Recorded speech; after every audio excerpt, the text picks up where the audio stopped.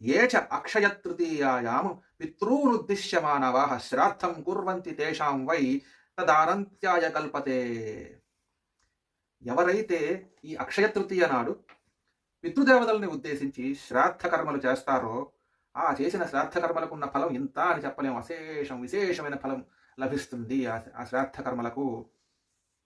నచానయా అతిథిర్లోకే సమావానాధికా భువి అశ్యాం కృతం స్వల్పమపి తదక్షయ్య ఫలం లభేత్.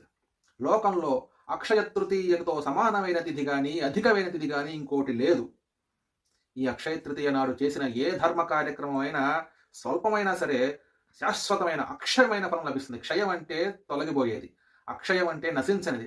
చేసే స్వల్పమైన ధర్మ కార్యక్రమం అయినా కూడా అక్షయమైన ఫలం లభిస్తుందని విష్ణుమూర్తి వారు నాడు వరనిచ్చారు తన భక్తుడికి ప్రత్యక్షమై తెలియజేసుకుంటూ. ఈ కథ వైశాఖ మహాత్మ్యం కింద స్కాంద పురాణాంతర్గతంగా 15-16 అధ్యాయాల్లో ఉన్నది.